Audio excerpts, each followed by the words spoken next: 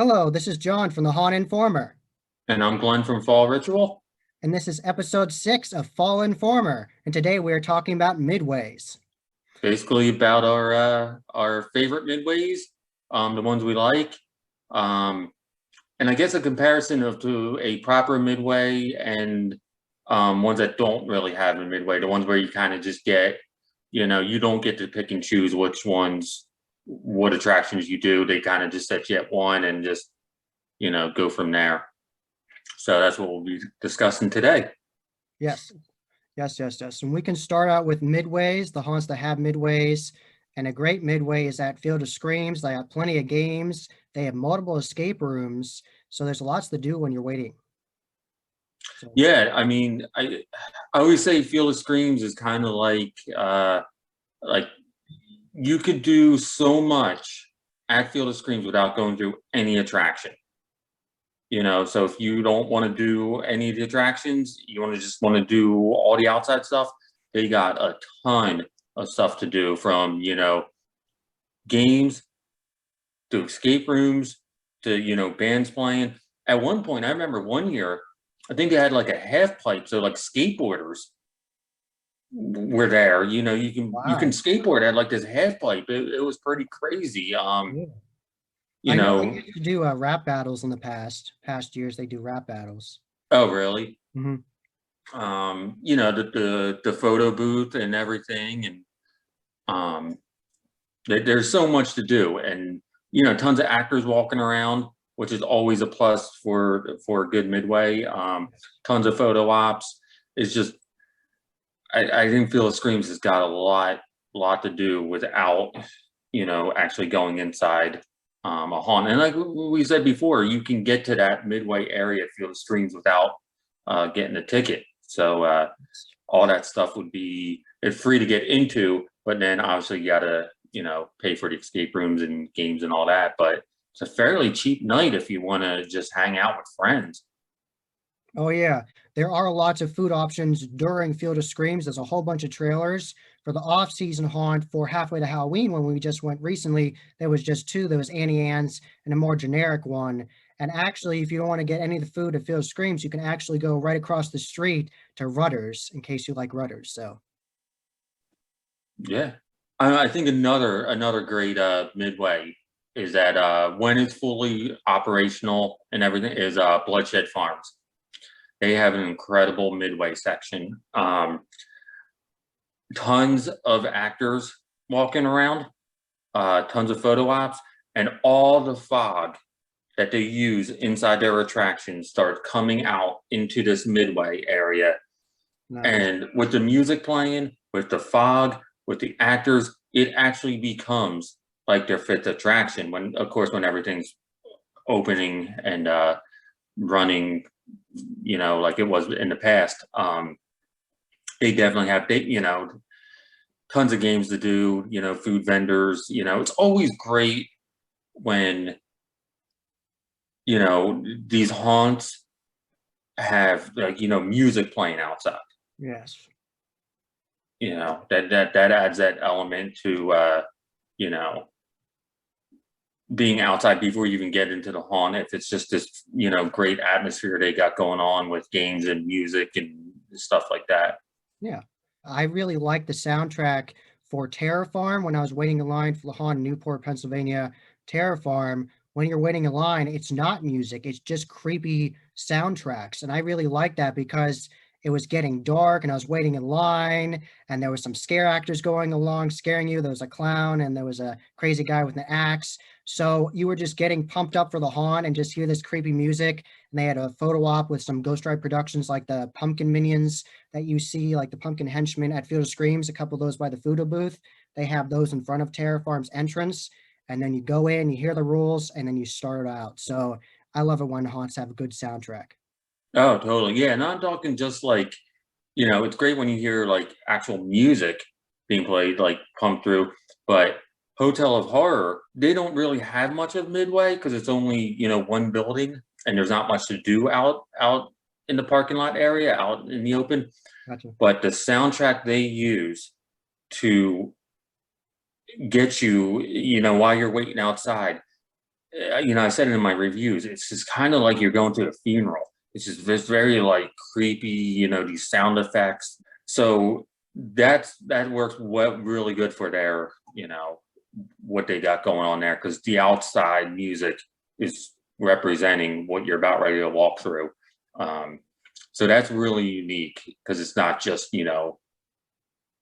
songs that they're playing. It's not just bands and songs and stuff like that. It's just these, like you said, these sound effects, these haunting things that you're hearing as you're waiting to get in. Midnight Syndicate, I believe, is the company that makes a lot of awesome, creepy soundtracks for haunted Mhm. attractions and the haunted attraction industry. So definitely check them out. Mhm. Of course, obviously, one of the biggest ones that have the Midway and the things to do outside of attraction is Freightland, and Freightland is working at full operation. They got like a full on carnival going on with rides and games and food vendors, and I mean, you want to talk about doing so much without actually going into attraction. I mean, I think Freightland probably has everyone beat in that aspect, which is so much to do. There's just so craziness of rides and games and stuff like that. Not to mention a great gift shop too. I feel haunts with their midways. They got to have a really cool gift shop and you know more things Yeah, to do. yeah, it's great when you have everything. It's great when you have the gift shop, you got the good actors, you have mobile options to do. You can do axe throwing, you could get donuts at Donut Shack, like at Bates Motel, Mhm. and they have zombie hunt. You can shoot zombies. They would have that years ago. They had that. Maybe they'll bring that back this year. If they have it open this year, definitely check it out. It's worthwhile. It's awesome. It's an interactive zombie game where you actually get to shoot live zombie actors and you get to shoot at animatronics, and it's a laser gun, so it's awesome. Nice. Yeah, it's always awesome when, these haunts have extra things to do other than the attractions. Photo ops is another great thing. We've been to many places where there's just so Night of Terror, Yes. Creamy Acres out in New Jersey. They got a ton of photo ops before you get to the attractions. That's also what I love about, a proper midway. Not only is it the photo ops, it's the actors roaming around, it's all that. It's you get to pick what you want to do first, Yeah, yeah. and I think that helps a lot, especially with crowd control, um, as opposed to ones that don't, as opposed to ones that you have to get in one line. Every single person there gets in one line and kind of gets like, stuck with the same group of people and the same, you know, you don't get to pick and choose. Well, some haunts, a haunt that I've been to that is more linear, where you go in one line pretty much, basically one line, and you can get VIP if you want to speed up the process, is Reaper's Revenge in Scranton, PA. You wait in one line pretty much, and that takes you on the hayride, and you go through a whole bunch of sets on the hayride, and then that drops you off at the Lost Carnival with the security shack, and that's an awesome interactive experience there. And then that would take you to the new haunt Delirium, and then you would get back on the hayride and go through the last scenes on the hayride, and then that would take you to Sector 13 in Pitch Black. So it's a whole just giant experience. And when you wait for the Lost Carnival, there's like a little bit of a line, but it's not bad. It's not bad at all. Right. Yeah, it's when like haunts are doing, especially with like when they're doing like a hayride and it's just this continuous line and like you have to do it first when they have such an order. um I feel it really gets backed up, like really starts to like the lines just get crazy long, and it's because they only got so many hayride carts to go, so they got to wait for it to come back, and it's just you just get these crazy lines, and it sucks that you can't, you know oh well, look at this line, this line's too long, so I'll try this instead, where it's like where you're just stuck in one line, and you gotta wait it out. And I understand that haunts, the way there's certain ones are set up, they can't do that. They can't have a proper midway. So they have to do they're got to work with what they got. I think the actual proper midway is my favorite. as opposed to getting in one line and just kind of going through everything all with the same people. Because if you get stuck with an annoying person or annoying crowd, Yeah. and you're just stuck with them throughout the whole experience, and that can ruin your experience. Yeah. So, and what would you say was the most unique game you've seen in a Midway? I would say the most unique game I saw and the most fun I had playing a game would definitely be the Zombie Hunt interactive experience. And then second, that would be Skeleball, which from the company Scare Factory, they had that Reaper's Avenges Midway. It is a small Midway, but there's many things to do. They got some food vendors and some games to play, and they have a little gift shop, and they have a good photo op. I actually use that for the thumbnail of my video, and it's really awesome. So there's lots of cool things to do at these haunts, and I really liked Skeleball. I had to throw foam prop skulls into baskets with a skeleton, and you only have a couple seconds, and he's taunting you. So I really like that game. So what was the most unique game and the most fun you've had at haunts? Which one would be for you? Oddly enough, I don't do too many games. We did escape rooms. Yeah, we did some escape rooms, and I did a couple, just at Field of Screams, I did the zombie head toss thing. And the games are fun, but I don't, the most fun I had playing the game. Yeah, I don't know. That's a good question, but like I said, I don't do many games, but yeah, How the about zombie head Bloodshed? toss. How about Bloodshed Farms? I know I saw videos of them on YouTube. They have a whole bunch of cool stuff like Oh, Bass. Yeah. they got a bunch of cool games and stuff. I don't think I ever did it. They actually have a pumpkin smashing Nice. thing where you get like a sledgehammer type thing and you can smash pumpkins and stuff. Awesome.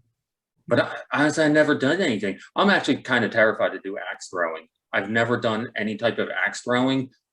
It seems kind of, dangerous. I think I would like hurt myself doing it. They always have an instructor there with you, making sure you're safe, and they tell you how to do it. And so they try to Yeah, make it safe. So, I freaking take my ear off or something trying to throw it oh, over. geez. I've never done any axe throwing or anything like that. I have done like, it's not a game, but I've done like the simulated like coffin rides, Yeah, the last ride. Yeah. and they were pretty cool. I did the one out in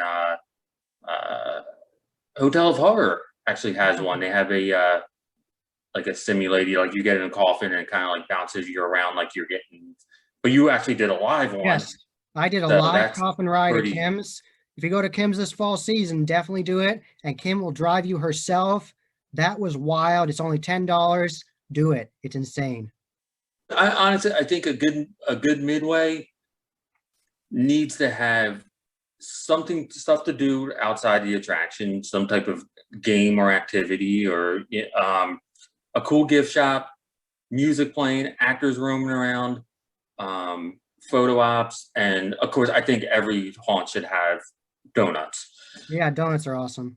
Your haunt should be selling donuts, like that should just be a given. Pumpkin donuts, apple cider donuts, it should be a given. Your haunt should have donuts. I read an article in Haunt World magazine years ago about Headless Horseman and how they incorporated a whole bunch of gift shops and different eateries, and it actually increased their revenue for the year a ton because people would stop and they'd have donuts, they'd have different treats, they'd have coffee, they had a whole bunch of things. So that actually will help your haunt if you have multiple different stands, especially if they have fun names like Ghoulish Delight, or they call it something like Witches Brew. If you call them fun things like that, people would really like that. Yeah, I absolutely, like, a food aspect is a key element of getting into your haunt and everything. And you said, if you had the donuts at Bates Motel, you know what I'm talking about. Their donuts are just incredible. The haunt's great, but for me, going out to Bates, it's like I gotta get those donuts, and those are like the best. And they do have a cool midway with stuff to do, gift shops, axe throwing. Coffee. I felt they could use a little more actors walking around, but other than that, they do have photo ops, and you can always get a picture in front of like the giant hotel with like that looks like teeth and everything. Yeah, so that's nice. Okay, now I know there are some haunts out there that it's really hard to have a Midway, like the ones that are in malls, the ones that are just, you know, in abandoned factories or buildings, stuff like that. And that goes back to, you know, you got to really work with what you have. And now I've been to places where, you know, just because a haunt doesn't have like that midway area much to do, they do so much while you're waiting in line. Again, it goes to Hotel of Horror. Again, in a normal season, not a pandemic season, they have a payphone hanging on the wall. So while you're waiting, if the payphone rings, you could pick it up, and it's just kind of like this creepy voice talking to you, you know, which I always thought was really cool. And they got line actors going up and down, and so I always thought that like waiting in line could also be like a really cool experience if they do it right and if it's done right. Bennett's Curse down in Maryland, it's inside a mall. They really can't do anything outside. They do have some photo ops, but once you like go in to where you have to wait in line, it is all like 3D and everything. They give you glasses. It is a really, really cool waiting area that Bennett's Curse has. So haunts can do it. Haunts can have a really cool, you know, doing stuff while you're waiting in line if they don't have like a proper midway. It's like that at the Darkness Haunted House in St. Louis. Outside, they have a couple actors roaming around, which is fun. And they right next to the Darkness is St. Louis Escape, so you can just walk right over the St. Louis Escape. That's actually another part of building next to it, and you can do a whole bunch of escape rooms. And at the end of the Darkness, they have a 5-minute escape, a 5-minute coffin escape. And you actually aren't laying down, you're actually standing up in a coffin. You have to find your way out of that and then do a puzzle in the room and get out. So that's super cool. And before you get in the haunt, you walk in and they have the rules up there, and you walk in and the whole area is themed immediately when you're waiting. And there's sand on the floor. I actually didn't experience the sand on the floor. I only saw that on YouTube, but I went there before and it was themed without the sand, and it was really cool. So right off the bat, there's immersive theming. Yeah, I mean that's awesome. It's like it always should be like as soon as you get on property, there should be something going on. There should be, you know, stuff, actors coming at you, photo ops, music, something should be going on. Like as soon as you pass some type of ticket. Halls of Horror. I don't think you've been to Halls of Horror. No, but I'd love to in Palmerton, Pennsylvania. Yes. Halls of Horror is a really odd location, seeing how it's on like a main street down in like Main Street, like Palmerton. And I mean, talking that there's like businesses all around on this street, and all of a sudden there's just like, you know, a haunted attraction. And I was like, you know, you park on the street and go to, so they can't have any proper like midway. But oh my God, the amount of photo ops they have, and they have actors walking up and down the street, and it's like music. It's amazing, like the music that is just like blaring out of this place as it's like on a business street. Like it's unbelievable what they're doing. Like I don't know if they had to like, you know, get permission to do all that, special permits or something. Yeah, but it's crazy what they're doing. You know, I think the owner owns like a hearse. He's got a hearse parked out there, and he's got like I posted on my Instagram. It's like me and like a noose type thing. They got that. They got, you know, you can sit in a coffin and get tons of photo op stuff. It's as soon as you get out of your car, it's like bam. It's like the haunt's on. I like it when haunts have something that is very memorable and easy to remember about their haunt. Like at Freightland, I haven't been there, but I know from the marketing, and you posted about it, they have the giant silo that looks like a skeleton. And that's super cool. I like it when haunts have things that are easy to remember with that. Like that. Right, like that's their thing. You know, it's like, Freightland's got that giant silo. Yeah. Field of Screams obviously has their big Field of Screams banner. Archway, Dare to Return. So. Yeah. I think haunts should have something that is like recognizable. Like as soon as you say it, like that's, you know, that's that haunt. We touched upon gift shops earlier, and having a really good quality gift shop is awesome. And you don't need a big gift shop to have an awesome gift shop. It can be very small, and you can just have tons of awesome things. And you want to have lots of options for your customers. You want them to be able to choose lots of different shirts and magnets and keychains. You want them to have lots of things. And also, you want to incorporate unique art like they do at Bloodshed Farms. Like we talked to Jim, he said they incorporate cool artwork. And you can talk about that, Glenn. Yeah, oh yeah, I was so impressed with Bloodshed Farms gift shop. You know, I always like to support the haunts with a t-shirt. I got tons of haunt t-shirts and stuff like that. So I'm always looking for a cool gift shop. Bloodshed is just unbelievable. It's like one of a kind stuff, very unique, handcrafted stuff that I've never seen anything like that in a gift shop. Of course, they have t-shirts for their haunt and everything. But they got a great gift shop. Freightland's got a great gift shop. You know, Field of Screams, obviously. But yeah, I always look for a gift shop. I always look for unique things. Said not just t-shirts. You know, my car's covered in stickers from haunted attractions. So Oh, nice. actually have a license plate. I posted this on my Instagram. Oh, yeah, Wow, Freightland, I actually have a license plate frame from Freightland that I got the very first time I went out there, I think in like 2002. Wow. They don't even sell those anymore. So, but anything cool, unique like that, I'm always like, you know, looking out for. Yeah, some people have collections of mugs from haunted houses. I think Howling Haunts 365 has those, a collection of mugs from haunts. Yeah, yeah. I got a ton of t-shirts, hoodies, you know, sweatshirts. And definitely ticket stubs. That guy collect cool Oh, ticket stubs. That's something I love about haunts when they have a cool ticket. Like when we yeah. talked about Field of Screams and Kim's Crypt last episode, I love that they all had cool tickets. Like Kim's on the ticket, and it just looks great. I like when they have cool marketing for that. One of the best ticket stubs I've seen was at Bennett's Curse. They had one of the coolest tickets. Look at, and they made you give it back.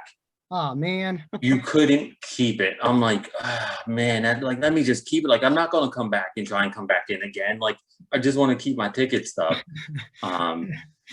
But it was I can't really remember what it was now, but I just remember it being like really, really awesome. Ben's Curse has lots of awesome marketing. The silk Yeah, and they do. everything. Yeah. They do. That was a really cool haunt, Bennett's Curse. Again, they can't really do much with their Midway since you know it's a mall. But once you step inside of it, it's on, man. It's like, you know, they got photos ops outside, but once you step in there, man, it is like it's already like 3D, and the waiting line's awesome. But The gift shop at the end of Hell's Gate in Lockport, Illinois is great. They actually have a photo up in there where you can meet the mother of Hell's Gate. It's actually a standee. It's actually a prop they made, so that's cool. And there's lots of different t-shirts you can get, and I think you can actually get keys, as in the key to Hell's Gate. What's interactive about Hell's Gate at the end, I also like really interesting ends to haunted houses, when it's not just a chainsaw. I love chainsaw ends, but I like it when I see a unique twist. And near the end of Hell's Gate, not only was there the dragon lair, there also was an escape room-esque area where you had to find the key of Hell's Gate. And if you did, you would get your ticket for free, which is awesome. So I love it when haunts do interactive things like that. yeah, yeah, definitely. Another really cool gift shop and like kind of Midway is Lehigh Valley Scream Park. Because at the end of the attraction, the first attraction, you actually go out of the attraction and right into the gift shop. Oh, okay. And they have photo ops there, which is really cool. They got Lehigh Valley, they got tons of like bonfires going and music playing. And I gotta check them out. I really hope Lehigh Valley can rebuild from the fire from last year and just come back stronger and better and all that stuff. I really hope they're going to be open this year. Yeah, I would totally go out there and support them. I'd love to see what they have. Yeah, they're running a great haunt out there with some really cool stuff. I got a t-shirt from out there, and yeah, really cool Midway they got going on out there. And I like it when actors actually make interactive pictures with you. I love it when they have like a fake axe coming at you, and you got a picture with Michael Myers at Bloodshed Farms, and you have an interesting story about that. You can tell that. I will say 100% that Michael Myers out at Bloodshed Farms was the best Michael Myers I've ever seen at any haunt. Um, he not break character, just I mean, he's like literally like dragging me over. I have no idea what he's doing, but he's like dragging me over to like get this photo op where he's like behind me, he's got the knife, and my girlfriend's all like screaming. Um, unbelievable that Michael Myers out at Bloodshed. But that's what I'm talking about. This is like the whole topic of this episode is just like these awesome, fun things to do without even going into the attraction. You know. Yes. So there's tons to see at haunted attractions, and we are going to keep on giving you videos, and you can contact us via email or on social media. And my social media is on Facebook, Instagram, and on Twitter. My Facebook is The Haunt Informer. On Instagram, it's Haunt_Informer. And on Twitter, it is at Haunt Informer. And my email is hauntinformer@gmail.com, and that's all lowercase. Yeah, and you can find me on Facebook and Instagram at Fall Ritual. Instagram, it's all Fall Ritual with one word. I'm on there more than I am Facebook. Yeah, and my email is fallritual1031@gmail.com. And feel free to email me with any questions. And definitely, if you want to be on the Fall Informer show, definitely drop your name in the comments below or email us or contact us on social media.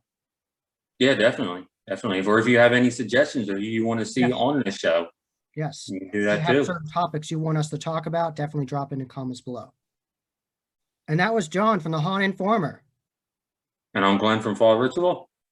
And that was episode 6 of Fall Informer. Until next time, happy hauntings.